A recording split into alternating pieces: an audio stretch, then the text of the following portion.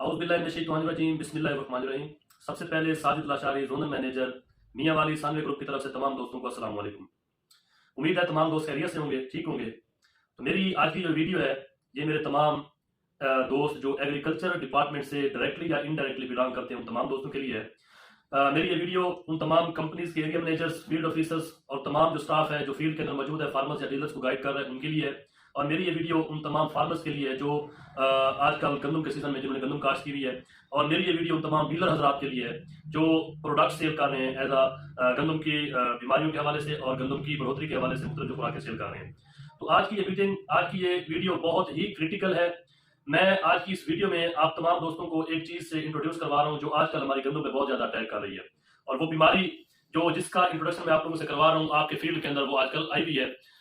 वो बीमारी कौन सी है? उस बीमारी का नाम है फुजेरियम हेड ब्लाइट, या हम उसे लीफ ब्लास्ट का नाम भी देते हैं, वीट ब्लास्ट का नाम भी देते हैं।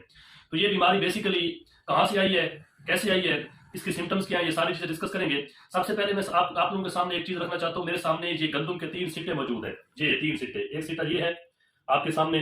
इसका अगर आप देखें तो बेसिक पार्ट पे सिट्टे जो है वो खत्म हो चुके हैं, दाने खत्म हो चुके हैं, 1-2 दाने है, उसके बाद 3 दाने खत्म हो चुके हैं और फिर एंड पे 2-4 दाने लगे हुए हैं। उसके बाद दूसरे सिट्टे को अगर आप देखें गंदम के, तो ये हाफ सिट्टा जो है मुकम्मल तौर पर डिस्ट्रॉय हो चुका है और हाफ सिट्टा जो है अभी बिल्कुल ठीक है।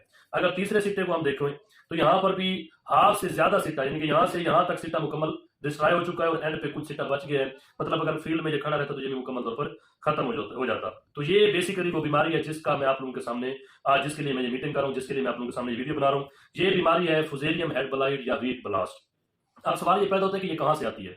इसके मुख्तलिफ मेथड्स हैं। ये सीड बोर्न डिजीज है कि आप लोगों ने ऐसा बीज काश्त किया जो पिछले साल जिसके अंदर ये बीमारी वाले जरासीम मौजूद थे, इस साल आपने वो काश्त किया और वो बीमारी इस पौधे पे अब वो है जाहिर होना शुरू हो गई है। एक ये तरीकाकार है। दूसरा मेथड है कि किसी एक खेत के अंदर इस बीमारी के जरासीम मौजूद हैं और वो वहां से हवा के जरिए दूसरे खेत में शिफ्ट हो गए तो वहां पे ये बीमारी शिफ्ट हो गई। तो अब पोजीशन ये है कि ये 2 तरीकों से, मतलब एक सीड के जरिए फैलती है और दूसरा हवा के जरिए फैलती है। तो हम इसको सीड बोर्न भी कह सकते हैं बीमारी को और इसको एयर बोर्न भी कह सकते हैं। तो ये थी बीमारी। अब सवाल ये पैदा होता है कि इस बीमारी के नुकसान क्या है। तो आप लोगों के सामने है कि हमारा जो मेन गंदम, हमारी जो मेन पाकिस्तान की क्रॉप है उसमें गंदम एक मेन किरदार अदा करती है और गंदम की जो प्रोडक्शन है वो इस सिट्टे पे डिपेंड करती है। अब ये सिट्टे के अंदर दानों की तादाद, सिट्टे की लंबाई ये डिपेंड करती है कि हमारे उस खेत की टोटल एवरेज कितनी रहेगी। तो अगर ये हमारा सिट्टा बिल्कुल खाली होगा तो अल्टीमेटली हमारी जो प्रोडक्शन है वो बिल्कुल खाली होगी, जीरो होगी और हमारा जो फार्मर लॉस में जाएगा, जिससे हमारी कंट्री की जो डिमांड है गंदम की पूरी नहीं होगी और हमारा कंट्री भी जो है वो लॉस में जाएगा। तो मतलब हम इमीडिएटली इसको हमने क्या करना है कि इसको किसी न किसी तरीके से कवर करना है। तो ये बीमारी बेसिकली मैं आपको ये बता दूं कि गंदम पे मुख्तलिफ बीमारियां लगती है। राश की बीमारी लगती है जिसे हम रत्ती की बीमारी कहते हैं। वो 40 to 60% आपकी क्रॉप को जो है नुकसान पहुंचाती है। मतलब उसके अंदर यील्ड लॉसेस होते हैं लेकिन 50% तक होते हैं। लेकिन ये एक ऐसी बीमारी है जो 100% आपकी फसल को नुकसान पहुंचाती है, जो मुकम्मल तौर पर फसल को तबाह कर सकती है। तो ये बहुत ही खतरनाक बीमारी है, बहुत ही होलनाक बीमारी है। हम तमाम दोस्तों को चाहिए जो फार्मर्स अपना कैटेगरी के अंदर आते हैं, जो डीलर्स कैटेगरी के अंदर आते हैं और जो एग्रेरियन है, एग्रीकल्चर प्रोफेशनल्स हैं और जो पेस्टिसाइड कंपनियों के अंदर काम कर रहे हैं और फार्मर्स को गाइड कर रहे हैं, डीलर्स को गाइड कर रहे हैं, हमने ये तमाम चीजें फार्मर के सामने रखनी है, अपने बिजनेस पार्टनर्स के सामने रखनी है ताकि हमारा फार्मर इससे बच सके। अब इसका कंट्रोल क्या है? इसका सबसे पहला कंट्रोल ये है कि आप जो है सीड वो काश्त करें जो बिल्कुल ठीक हो, जिसके अंदर वो जरासीम मौजूद ना हो। कोशिश करें रेजिस्टेंस वैरायटीज काश्त करें जिनके अंदर इस बीमारी के खिलाफ रेजिस्टेंस है। दूसरा, जब हम सीड काश्त करते हैं तो हमें सीड बोर्न डिजीज से बचने के लिए सीड ट्रीटमेंट करनी चाहिए। किसी भी अच्छे फंजीसाइड के साथ अपने सीड को जो है वो ट्रीट करना चाहिए ताकि वो बीमारी वाला जरासीम अगर हमारे उस सीड के अंदर मौजूद भी है तो सीड ट्रीटमेंट के जरिए वो खत्म हो जाए।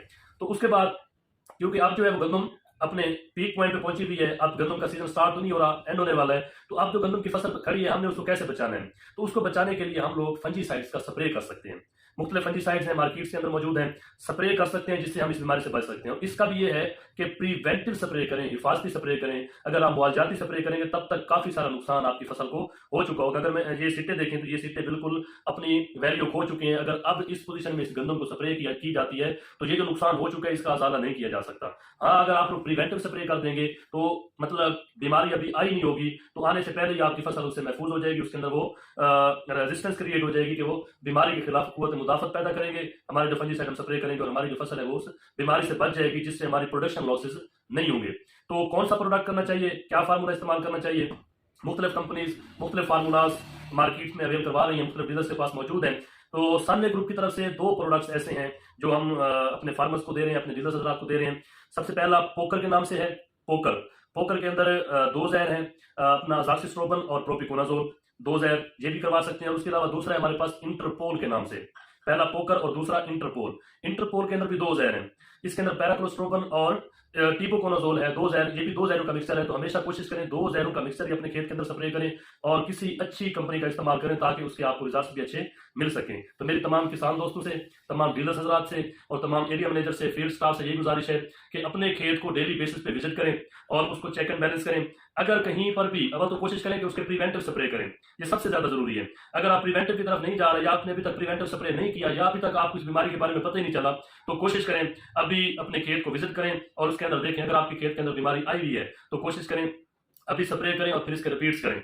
और अगर बीमारी नहीं आई हुई तब भी इस खेत के अंदर, अपने खेत के अंदर, गंदम के अंदर ये स्प्रे करें ताकि आपका खेत जो है वो इस बीमारी से महफूज रह सके। दुआ है कि अल्लाह ताला हम सब मुसलमानों को, हमारी फसलों को इन तमाम बीमारियों से महफूज फरमाए। फिल वक्त आपका होस्ट साजिद लशारी आपसे इजाजत चाहेगा। अल्लाह हाफिज।